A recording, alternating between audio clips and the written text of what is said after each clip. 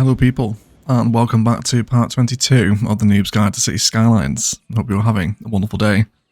Thanks so much indeed for all the support last week on the stream, where we started to work with some ideas of vanilla train line detailing, and settled on the idea that a little bit of a recessed line against the suburb, the careful placement of some of the content creator words, and then indeed the consideration of some more industrial looking assets to help decorate a train line in Vanilla City Skylines really came off quite nicely. Huge fan of all these little overgrowth palettes thanks to the content creator trees that we got a couple of months ago. And yeah, glad you enjoyed it. Thank you so much for all support across the vanilla detailing live streams. They're really fun to hang out and piece together ideas like this with you. So we'll carry on doing them every sort of other week as and when detailing needs doing in the Noobs Guide. However, in today's episode, we are going to be doing another park area. Now, it's been a long time since we've done a dedicated park area. Last time we covered Jennifer Cox Gardens, if I can find it. Here we go. Yes, we did this with sort of a tram loop. Okay, it's a fairly sort of condensed sort of micro park, just a regular city park thing. And then of course we've done the zoo, which had the cable cars inside it, which actually turned out quite nicely. I'm a huge fan of this one. And then of course some water and some keys and cable placements of bridges and whatnot. So really happy with this, happy with the way it came out. But today we're going to be working with what can be one of the more awkward parks to use in the form of Amusement Park. Some large assets in here and indeed some tough assets to use as well. And I think that amusement parks are very much under the remit of builds that can become very ugly very quickly. So today we're going to start talking about how we can bring in some new public transport links, also factoring them into a park area to help decorate them as well and bring them a little bit more sort of activity and buzz around them. So this should be quite a fun one. Let's build the Noobs Guide Vanilla Amusement Park, shall we? So last episode we set up some initial frames for this new part of the suburb, and I think I'm eyeing up this sort of nice big square box that we've got here in the middle. If you would like the precise measurements of this for those following along, it is a 2000 by 1240 measurement with the regular 2-lane road. So of course, let's go ahead and place down our park area, right? This is going to work like any other park area from the Park DLC that we've used so far. We're going to place down the main gate, and that's going to unlock us the first couple of assets, which we'll get to have a look at the minute. Let's go ahead and paint out the park area across the sides of the district we want to have it occupied today. And we're going to name this after one of our wonderful Patreon subscribers, the Lee Story Fun and Games Park. Thank you so much for all your Patreon support, Lee. I really do appreciate it, mate. Okay, so now we have our main gate in. Let's go ahead and place in the side gate. Alright, that's going to be a nice time, isn't it? And then for right now, we're just going to link these together with a regular amusement park pathway. So, some of the amusement park assets, they can be relatively ugly, just because of the tiles that are on them. If you haven't seen these before, they are very blue and very red, which does fit into the amusement park theme, to be fair, but it's not the greatest, but we'll see what we can do today. So we've got a couple of assets called game booths, 1 and 2, and these are sort of quarter circles, right? And we can very carefully place these at the entrance to the amusement park and, you know, create a sort of full circle design out of them by placing them next to their respective counterpart. So it's just sort of combinations of booths 1 and 2. And then what this will give us is just a nice little forecourt, although I think we'll need to replace that one though. The tile is ever so slightly glitching out there, isn't it? Let's see if we can give it perhaps a touch more breathing room. Seems a bit more sensible, doesn't it? Okay, so we've got a nice little sort of forecourt here. So the terraforming isn't really playing fair. So I think what we'll do in that case is just give it a little bit of level terrain, just to help things settle in a little bit easier, okay? Exactly the same with all of our other builds. You know, if the terrain is a little bit too sort of terry for you, then just give it a little bit of level terrain and you'll probably find yourself having a slightly better time. Alright, there we go. So we've got another little full circle of game booths that encompass the entrance into the park. And I find something that really helps the vanilla amusement parks is very condensed. Everything very tightly packed in. Okay? Cool. So let's draw in some new frames, and then we'll delete this sort of central spine for the minute now we've used it. And then we'll move along to our next asset, which is the Amusement Park Plaza. Okay, so this one's actually quite a nice asset. It's got some stairs in it, which is amazing, right? Because we never get stairs in Vanilla City Skylines. So we're going to grab the Amusement Park Plaza, and then we're going to use the green arrow on the placement to centralize this directly outside of the front gate. Okay, so that's going to be really nice.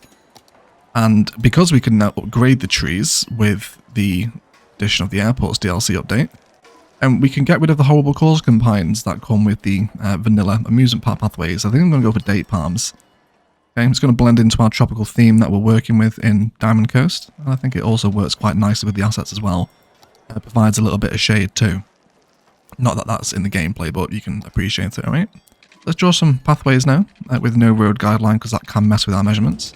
To fully encompass the plaza. Okay, and we'll start to bring some things in and around this now. Let's go for the amusement park souvenir shop. I'm happy with this, and we'll place some of our amusement park assets in and around this central plaza, almost like it is sort of an arrival point for people arriving at the park, right? So there's amenities here, there's souvenirs, there's restrooms, there's a little cafe. If you want to grab a amusement park sandwich, then of course you have that option.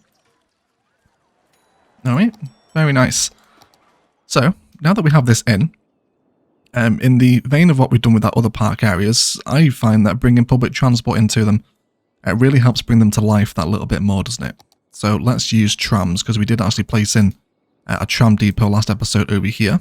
I'm going to draw this up to align just with the edge of that pathway there, alright? So of course, we know now that with the ParkLife DLC, that if a sim enters the park not via a side or a main gate, then they will not be counted toward the visitor count here, which we need to hit in order to level the park up. But there's a few things we can do to mitigate the amount of people that come through the entrances to the park that aren't park gates, alright? If you're going for ParkLife cheeses, then don't do this, but this isn't a cheesy park, so we don't really care about that. Then we're going to come back into our road networks, and we're going to grab the 2-lane road with tram tracks, okay? So this is the one that actually accepts cars.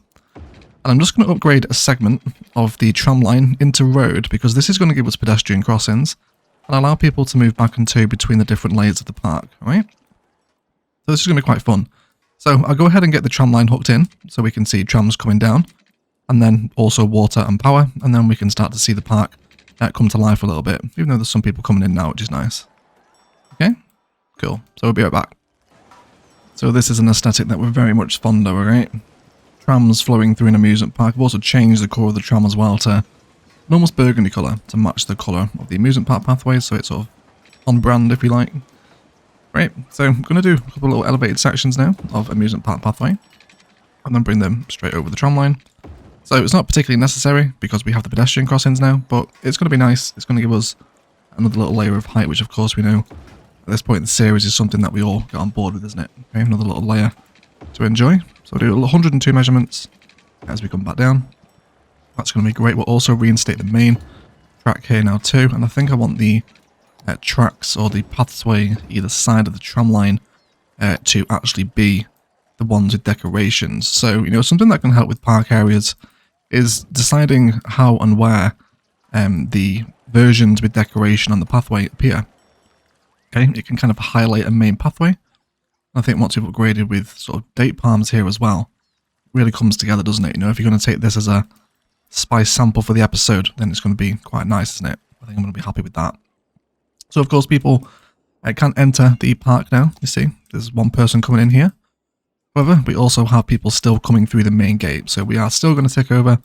So, to make the most amount of money possible we could, we can also talk about some policies.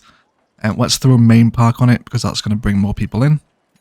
And then we'll also do even more fun as well, which is an amusement park specific policy, which is going to boost the entertainment effect of the amusement park building by 20% at a cost of 10 cents per amusement park building. But we are now making basically 21 grand a week in the Noobs Guide. We have an insanely strong economy in this city, so we don't have to worry about the policies too much. Wonderful. Oh well, paying for them, I mean. So now we put one method of public transport in, let's also do another one. So I'm going to place a bus line at the front of the amusement park here. So let's go ahead and grab a bus line. I think there's one nearby. Yes, on this line here. So we're going to let it come over the bridge. It's going to come down, and then it's going to stop just outside of the amusement park here. And then it's going to stop over here as well. So by putting some public transport methods directly outside of the main gate, we're going to encourage the AI to take this route into the park, rather than them getting off the bus and then walking all the way around. So now we've got our bus stop in, let's do something to help decorate this as well. Let's go ahead and grab a taxi stand. And then we'll place this one in, and it looks like we can't quite centralize it against the stop, but that's okay. And then we'll jump into the world of ParkLife again. We'll jump into City Park, and then we're going to grab a park bench at number 1, and then we're just going to place a couple of these, one on the edge. Okay, so we'll do a couple of little benches either side of the taxi stand, which is essentially like a mock bus shelter, right? Well, of course, we'll actually work to attract taxis, even though taxis are kind of underwhelming in the game and not really a thing, but we can pretend, right? And then we'll come on to our fencing, and then let's just give it a little border and follow the sort of placement grass boundary thing that we get when we put assets down in vanilla. Alright, and then bring this up to the tram line as close as we can. So we're just going to break the depth in the fence a little bit, and also add in a little bit of public transport decoration, which can be hard in vanilla, especially with bus stops. But we can certainly bring them in over here too. Okay, and there's already plenty of people congregating over this side, so we'll do the same for these guys. We'll throw them down. A taxi stand as a bus shelter. Then let's grab some ParkLife benches, and then just leave them. Sometimes, depending on your sort of grid placements, you can just about squeeze in a third one. Again, it depends what mood your vanilla city Skylines is in. Sometimes it'll like it, sometimes it won't. But you can get a third one in the middle if you like. Okay, and that's just going to add a little bit of importance into the street, isn't it? I also chucked down a carousel as well, just so we can get the power sync from the suburb over here. Okay, wonderful. So we see now, we've still got people coming in the main gate, even though we have side entrances that can also be used to enter the park, but they should be okay. Alright, so let's have a look what else we've got to use. I think that's probably it until level 2, isn't it? Yes, we also have the carousel. We can probably squeeze this in somewhere. But I think I'll probably wait until we get the other assets. We should be at the entertainment value now. Yes, quite a way over it actually. So that's level 1. Alright, really simple public transport amusement park coming together so far. And I'll see you guys at level 2. And here we are at level 2, where it's not a massive milestone. We only have the rotating teacups, which are my own personal nightmare, and the piggy train. So let's add some of these in, shall we? So, come back into our park stuff, scroll along, and we can find that we now have rotating teacups as an option. So let's do a little place for these. So I often find that doing sort of these amusement park assets in little modular blocks really helps them settle in a little bit more. And that's usually a good thought process to follow for me anyway. I'll kind of explain what I'm talking about here. So let's add a rotating teacup into this very top right corner wherever we can. We'll also add another one just behind it, okay? And then we'll also have another one this side, although we want it to be just about there. And then the same again over here. Okay, so I actually can't stand these rides in real life, and if this doesn't hypnotize you into subscribing, then I don't know what else will. I'm all out of ideas, alright? Got that fake classic hypnotic pattern in there, alright? It's a little bit nauseating, but bear with it. Okay, so I think I'm happy with that. Also going to draw in another little road now, or another little pathway to encompass them in. Alright. And that's going to connect just under the bridge. Now, it's just about enough clearance for Sims not to bash their heads on the concrete pillars as they come under. But that's going to be okay. But what I am fond of here is the little increment that now appears at a cost of a unit of 40. So let's repeat that on this side as well. Okay, and we'll bring this one out. And then we'll probably feed it back down into the main point there. So we're now starting to generate some more interesting patterns with our amusement park stuff. And this is what I mean by modular, okay? Sort of piecing rides together and letting them sort of sit together, right? I hope that sort of makes sense. I think modular is the right term for it anyway. We can also squeeze in a couple of piggy trains in this space as well by the looks of it. So let's put those two down together. And again, you know, there's some of the assets that will work quite nicely back to back, okay? You can appreciate the little pig train tracks if you like. And that's going to sit nicely on the entrance to this side of the park now instead. Okay, we're also adding new textures into the path network by having new connections in. And this is going to be quite a nice time for everyone involved, isn't it? Fantastic. So we are, again, way over the entertainment value for this park. It's now just a case of hitting 2,500 visitors. And what I would like you to consider as well is that when we get towards levels really 4 and 5 of the amusement park, we get the pendulums, the Ferris wheels, and the roller coasters. These are the big assets. So make sure that we save room for them, okay? We don't really want to be tearing out huge amounts of design in order to accommodate these.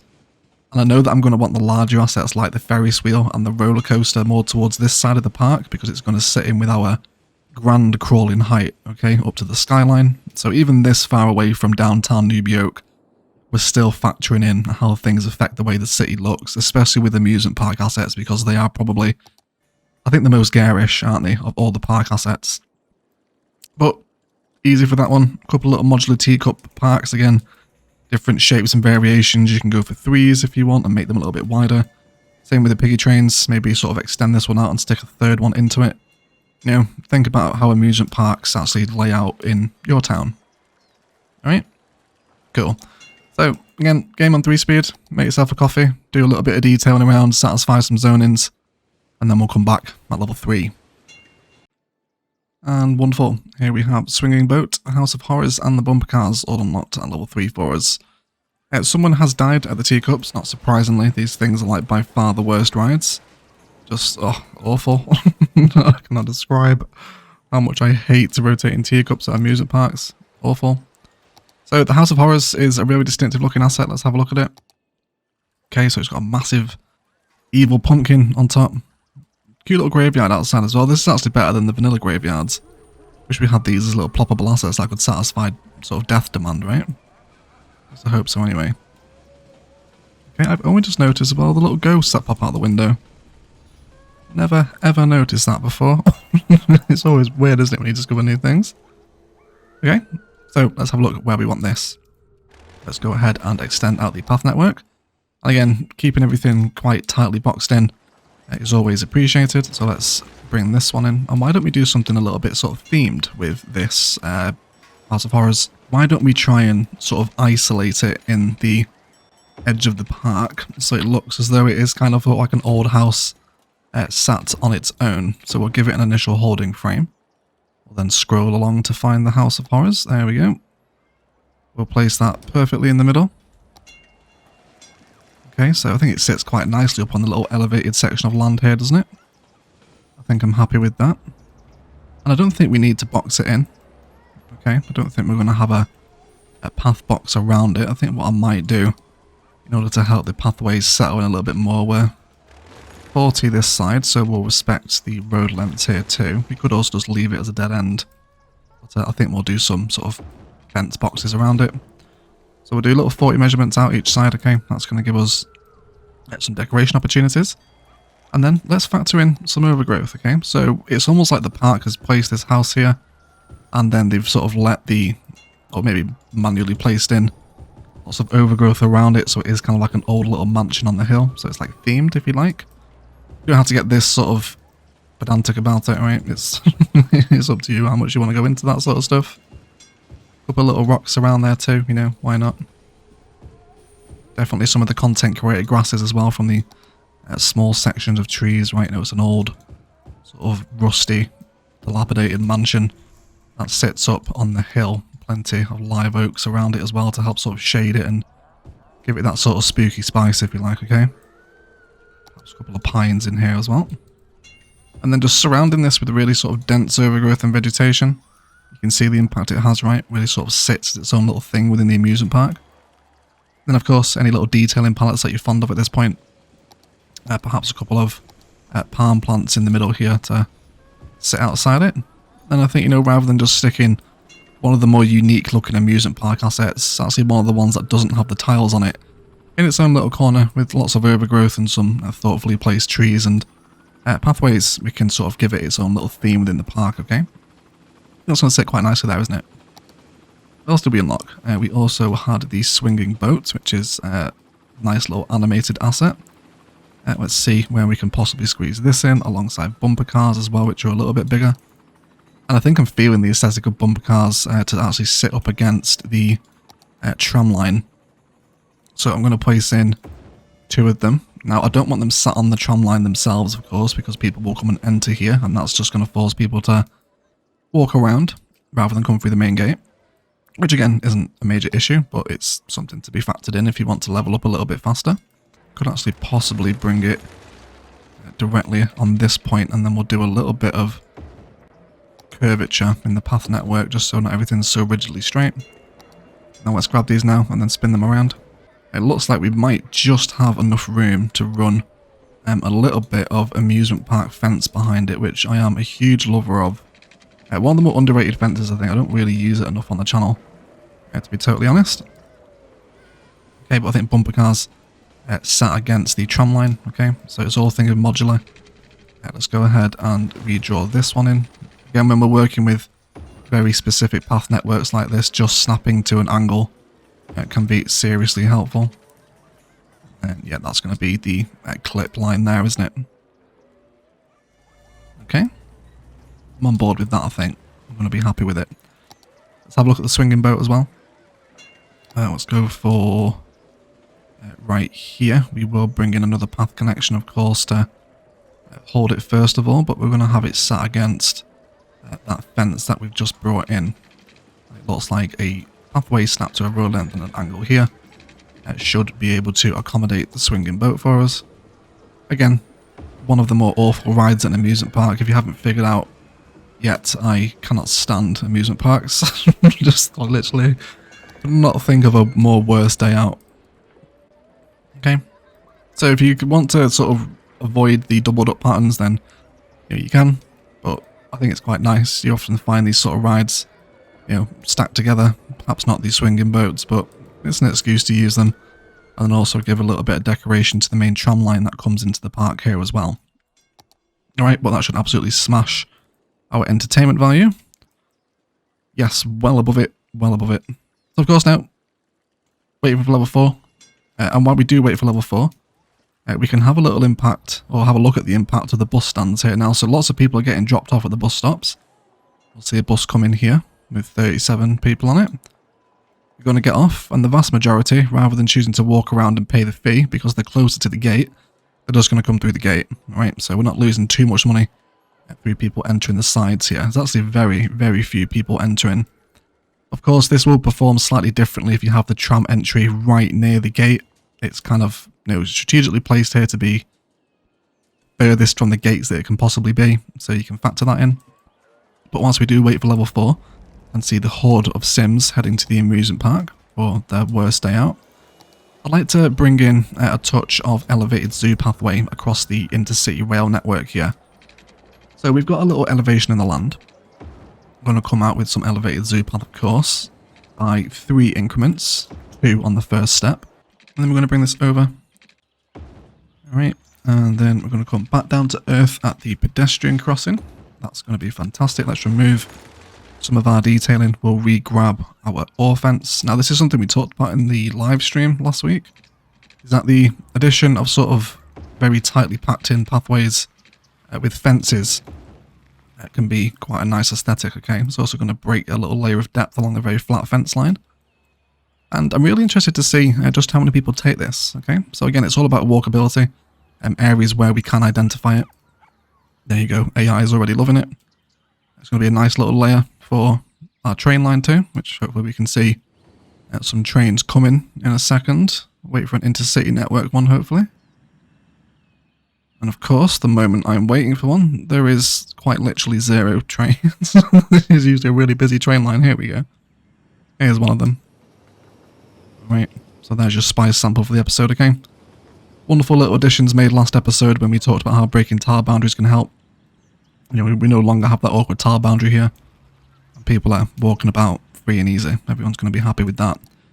I can also see opportunities now where I'm able to satisfy a touch more commercial demand in various different spaces. Right, there's also a little spot here as well for further walkability where we can perhaps snap into the grid. And then bring this, we're going to break the pathway there. No, we're good. Okay, and then bring that down, and then bring that up there as well. So different path layers crisscrossing now.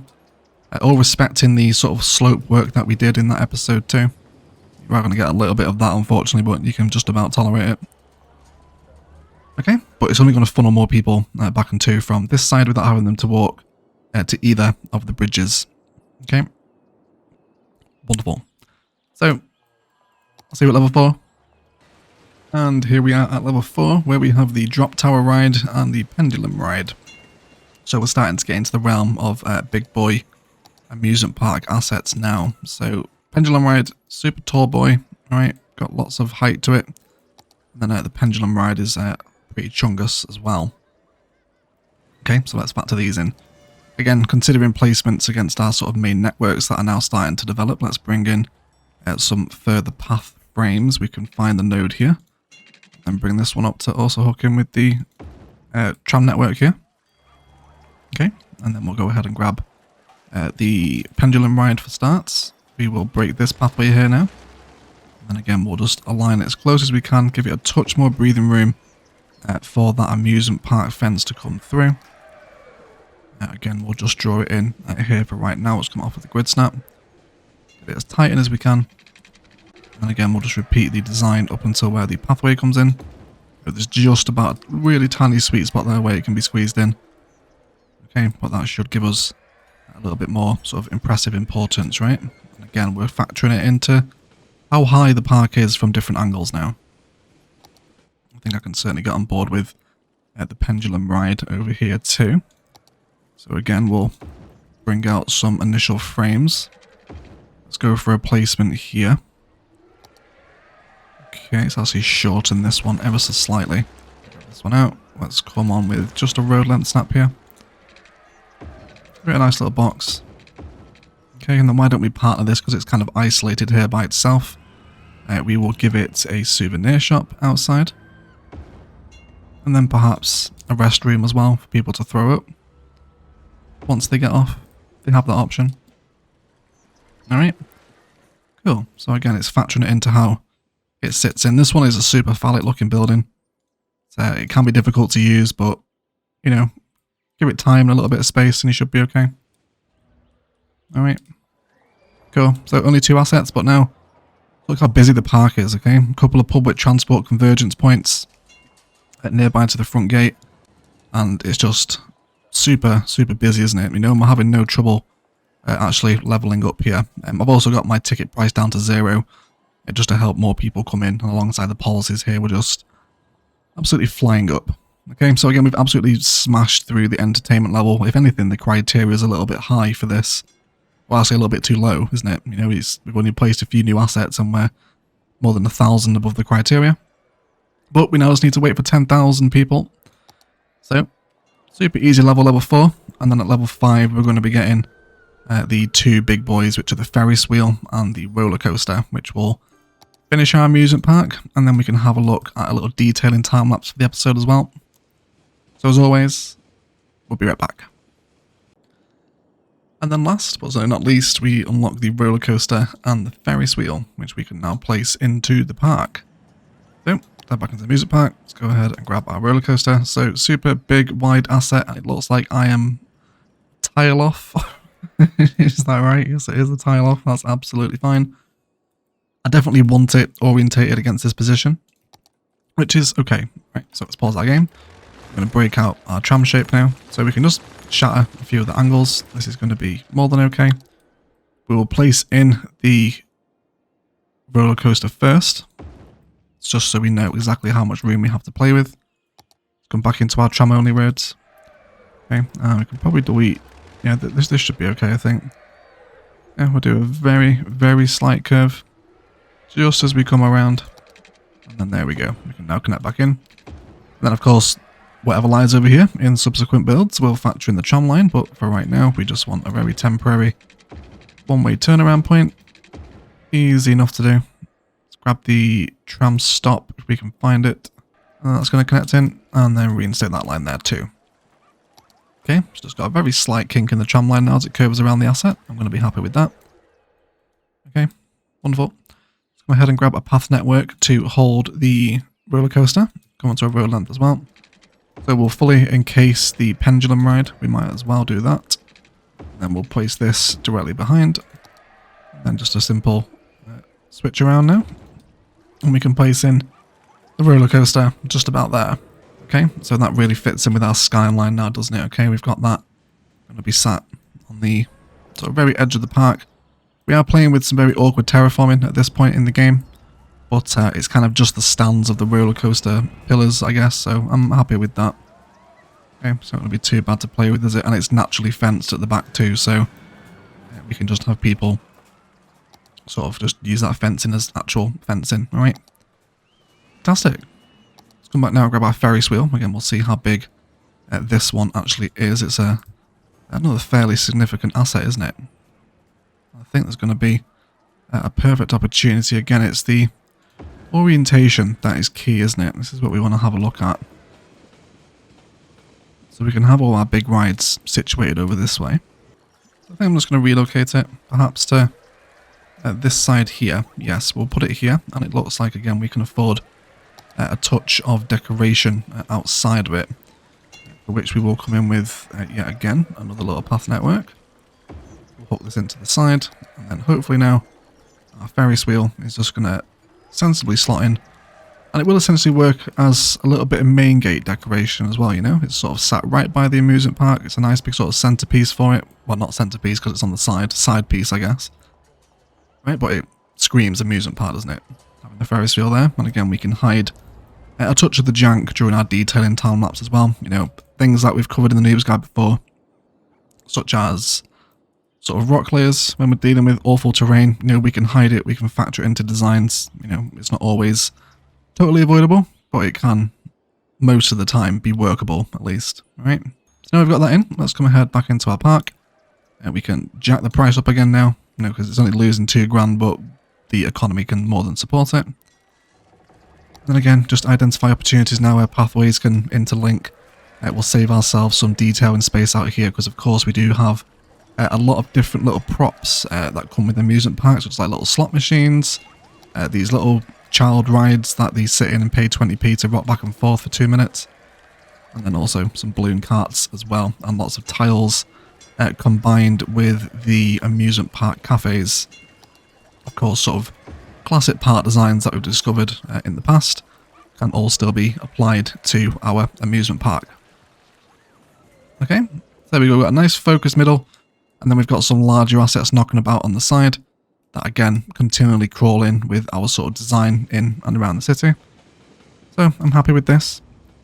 Where we do have spaces left over, once you've hit level 5, if you want to carry on sort of, you know, smashing out different designs, combinations of different assets, then you absolutely can do. Let's spin this one around onto the pathway. I think what's happening here actually with the collection is they're actually registered as sat on the road, and because the services can't get here, not being collected. I think that's what's happening, so we'll spin it around. I spun this one to sit this way, and it seems to have fixed it, so just be careful of that if you're using the tram only, or with the road section in the middle of the tram only roads. So something to bear in mind. But you know, if you don't want to carry on doing that, then this is a perfect chance now to sort of break out of your box. Alright, let's come ahead and maybe shatter one of these patterns. We'll go with perhaps some cycling road here. Break another shape here too. One more. And then we'll just come on to road length and angle. Yes, that's exactly what we want. And then, you know, start cutting in to different sides of the park now, if you want, right? Maybe factor in a service building here too. Let's go for a little European police station number, I think. Okay, so we can now just start to cut into different angles of the park. Break out of the grid. If you want to do a curve here, that would totally be okay as well. And then, once we have our chosen configurations, let's go ahead and grab some amusement park fence. And then we can just bring this in now to hug the new road shapes that are coming in, and hook that in. So it's entirely up to you as to which angle you want to come at it from. You know, everyone's parts are going to be different. This is kind of the beauty of the sort of more modular DLCs like ParkLife, Industries and Campus, is there's so many varied combinations and whatnot. I also think what I'm going to do with the fencing up to the haunted house is a little stretch of Shattered Nature Reserve. Again, it's going to add to that sort of spooky, abandoned vibe, isn't it? You know, like it's sort of been purposely placed here. We can definitely bring some of this in, perhaps a couple of shorter stretches of it through the overgrowth, as though it's sort of been broken and, you know, the ghosts have taken the fence, whatever sort of justification you want for it, okay? You can get involved with that. So there's some nice ideas today. However, guys, that does feel like a wonderful place for a detailing time-lapse. We have a bunch of work to do. We're going to bring in some nice tree patterns in and around the park area. I'm also thinking we'll line it, the entire thing, with perhaps a repeatable tree pattern, maybe some coconut palms. or indeed I might even move down to perhaps a more exotic tree that we rarely use in the shape of bamboo, and we'll see what we can do. Try some different trees out here, you know, make it a little bit more eccentric like an amusement park would usually be, you know, sort of a little bit away from the norm in your map. You know, if you've got a lot of tropical trees everywhere, maybe try throwing some more temperate and boreal numbers in, and vice versa. When it comes into all these little sort of tighter squares with lots of tile detail and lots of props, one of those sort of like child rides and stuff that we've seen in the prop menu, and just embellish the park in multiple places with those, just so we can fill out some of the space. And then he did probably bring in some more fencing along the tram line, and perhaps a little bush pattern to follow this as well, just so it's sort of another little variation of detail within this space. And then just help settle in, probably do a little bit more commercial zoning around the edge of the park and just keep my eye on the demands. It looks like we can probably satisfy a touch of residential over this side here as well, doesn't it? So we might as well get that in. And then just give the park a little bit of a surround. Alright. So some nice ideas, but it's a good place to detail.